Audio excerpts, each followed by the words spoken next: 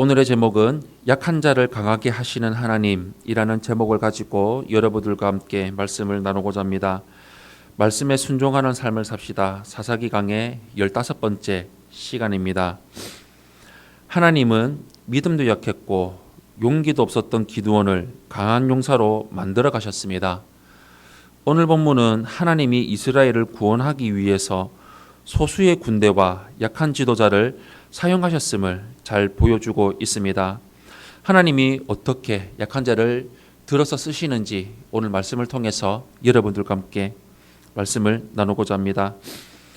먼저 첫 번째로 33절에서 35절의 말씀을 보시면 소수의 사람들로 하나님께서 사용하시는 것을 볼 수가 있습니다. 오늘 본문 33절에서 35절 말씀 우리 한 목소리로 합독하겠습니다. 시작. 그때에 미디안과 아말렉과 동방 사람들이 다 함께 모여 요단강을 건너와서 이스라엘 골짜기에 진을 친지라. 여호와의 영이 기드온에게 임하시니 기드온이 나팔을 불매 아비에셀이 그의 뒤를 따라 부름을 받으니라. 기드온이 또 사자들을 옷 므낫세에 두루 보내매 그들도 모여서 그를 따르고 또 사자들을 아셀과 스불론과 납달리에 보내매 그 무리도 올라와 그를 영접하더라. 아멘. 미디안, 아말렉, 동방 사람들은 특정한 나라가 아니라 매우 넓은 지역에 분포한 여러 족속을 의미합니다. 이들이 한꺼번에 이스라엘의 추수 때를 노려서 요단강을 건너와서 이스라엘 북부 갈릴리 호수가 가까운 이스라엘 골짜기에 진을 쳤습니다. 이 지역은 이사갈 지파가 분배받은 곡창지대로 므낫세, 스불론, 납달리 지파와 인접해 있으며 아셀 지파의 땅과도 비교적 가까이 있었습니다. 그때 하나님의 영이 기드온에게 임하셔서 그로 하여금 나팔을 불어서 이스라엘 지파를 전쟁에 소집하게 됩니다. 하지만 여기에 응답한 사람들은 이스라엘 전체가 아니라 백성 중 일부였습니다.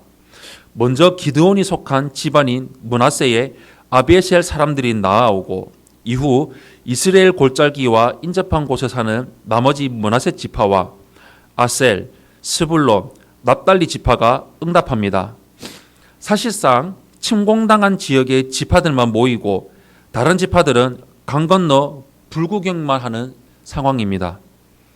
전혀 연합하지 못하고 있는 것을 볼 수가 있습니다. 하지만 하나님의 전쟁은 많은 사람이 모여야만 승리할 수 있는 것이 아닙니다. 하나님의 일을 할 때 사람들의 반응과 호응이 없더라도 한 뜻을 품은 소수의 사람들이 그 일을 시작하면 하나님은 그 가운데 임하셔서 능력을 나타내시고 결국 좋은 결과를 내게 하시며 영적 전투에서 승리하고 이끌어 주십니다. 두 번째로 36절에서 40절의 말씀을 보시면 부족한 지도자를 통해 일하시는 하나님을 볼 수가 있습니다. 36절에서 40절 말씀 우리 한 목소리로 합독하겠습니다. 시작. 기드온이 하나님께 여쭈되 주께서 이미 말씀하신 같이 내 손으로 이스라엘을 구원하시려거든 보소서 내가 양털 항목치를 타작마당에 두리니 만일 이슬이 양털에만 있고 주변 땅은 마르면 주께서 이미 말씀하신 같이 내 손으로 이스라엘을 구원하실 줄을 내가 알겠나이다 하였더니 그대로 된지라. 이튿날 기드온이 일찍이 일어나서 양털을 가져다가 그 양털에서 이슬을 짜니 물이 그릇에 가득하더라. 기드온이 또 하나님께 여쭈되 주여 내게 노하지 마옵소서. 내가 이번만 말하리이다. 구하옵나니 내게 이번만 양털로 시험하게 하소서. 원하건대 양털만 마르고 그 주변 땅에는 다 이슬이 있게 하옵소서 하였더니 그 밤에 하나님이 그대로 행하시니 곧 양털만 마르고 그 주변 땅에는 다 이슬이 있었더라. 아멘. 앞에서 살펴보았던 대로 분명 기드온은 큰 용사라고 불리기에는 부족함이 많은 사람이었습니다. 그는 이전에 이미 하나님의 사자로부터 그의 손으로 이스라엘을 구원할 것이라는 말씀을 들었습니다. 그럼에도 그는 상당히 주술적 방법을 사용해서 확신을 얻고자 합니다.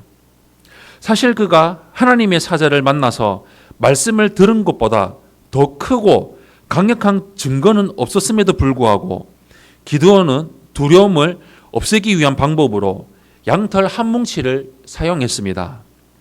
게다가 이 일을 두 번이나 합니다. 타작마당은 상당히 넓은 평지인데 그 가운데 양털 뭉치 하나를 두고 타작마당 전체가 이슬에 젖지 않고 오직 양털 뭉치만 젖게 되는 이적은 사실상 하나님의 권능이 아니고서는 도무지 일어날 수 없는 너무나도 큰 기적이었습니다. 게다가 양털에서 짜낸 물이 그 그릇에 가득할 정도였다는 것은 자연 현상으로는 절대로 설명할 수 없는 일이었습니다. 하나님의 말씀도 있고 이런 이적까지 보았으니 이보다 더 하나님의 뜻이 확실할 수 없는데 기드온은 다시 한번 그 현상을 거꾸로 일으켜달라고 구합니다. 그러나 하나님은 참으시고 그가 구하는 대로 행하여 그에게 용기를 북돋워 주십니다.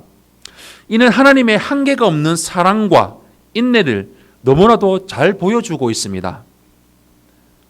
기드온이 이후에 큰 승리와 영광을 얻게 된 것은 오직 하나님의 은혜 때문이었습니다. 엄밀히 말해서 인간이 하나님을 위해 할 수 있는 일은 없습니다. 그저 하나님께 붙들려 쓰임받고 순종하며 나아갈 뿐입니다. 사랑하는 성도 여러분, 하나님은 기드온이라는 작고 연약한 존재를 통해서 커다란 구원과 승리를 이스라엘에게 허락해 주셨습니다. 사실 이스라엘은 이런 은혜를 받을 자격이 단 하나도 없습니다. 그들은 하나님을 배반하며 우상들을 섬긴 자들이었습니다. 그러나 하나님은 부족한 기드온을 통해서 이스라엘을 구원하시기로 작정하시고 그를 훈련시키셨습니다.